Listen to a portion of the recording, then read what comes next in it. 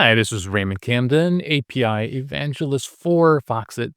And today I'm going to show you how to use our document generation API to create custom invoice. Now, invoicing is an important part of any business. It's how you get paid. And you definitely don't want to do this as a manual process. You really want to look at a way of automating it.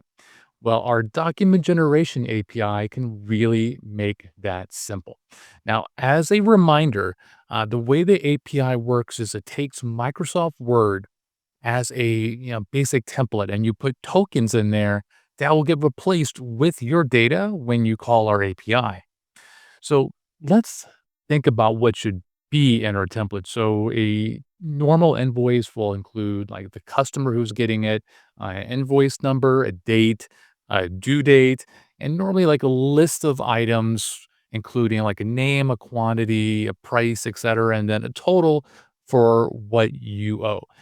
Our API doesn't care what you send, doesn't care how you design your template.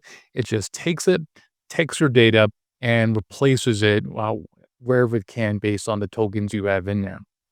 So let's look at a very simple invoice here. And, this could definitely be a little bit prettier, but you could see all the tokens have the double open bracket and the double closing bracket. So from the top, we have an invoice num. This will be the invoice number for the particular customer, client, whatever.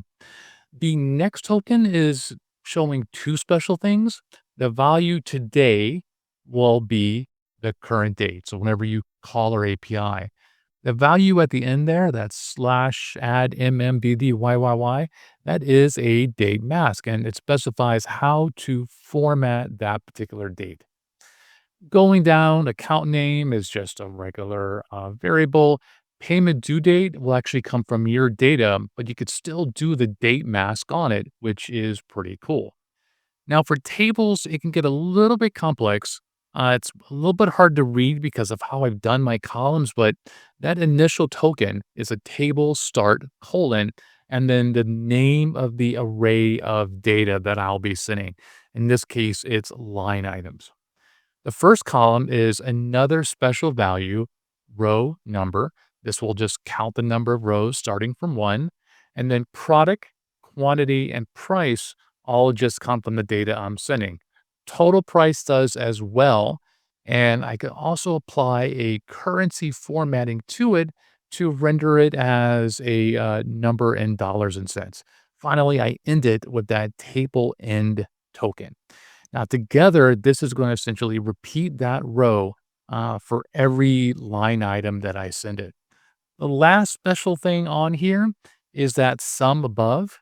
And what that is going to do is sum up the values from that last column and apply the particular currency formatting for that. Now, let's take a look at the code, and we're going to start off actually with the sample data, which I've just hard coded in. Normally, this would come from a database or maybe another API, but I essentially have an array of invoice data. Each element includes an invoice number, the account name, account number, payment due dates, and the line items.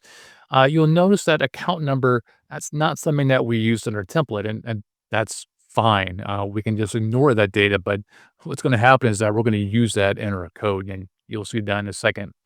So before we get into the code, I will point out, don't forget, we have our nice API reference that gives you the very clear particulars on how to call our APIs.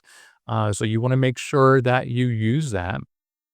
But my code essentially, let's scroll past this a little bit. I start off by reading in that Microsoft Word template and converting it to base64. That's how the API requires you to send a template. So I do that one time. I then read in that static data as JSON and parse it.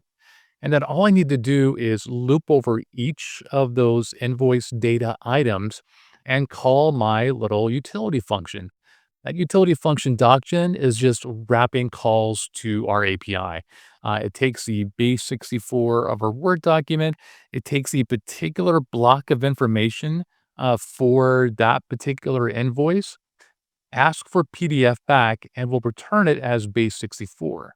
So after that call, as long as it worked correctly, I'm going to convert that base 64 to binary and then save it to the file system. And in this case, I'm using that account number as a way to make it easier to name the file.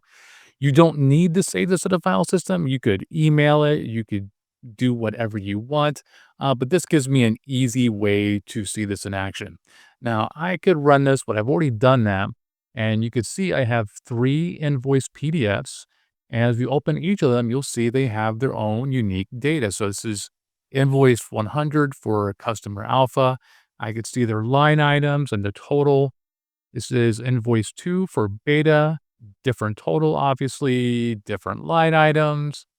And then finally, we have one more invoice. This is invoice 51 for customer gamma. And again, their own particulars. So hope this makes sense. Again, if you have any questions at all about this, come to our discussion forums and check our reference and let me know what you create.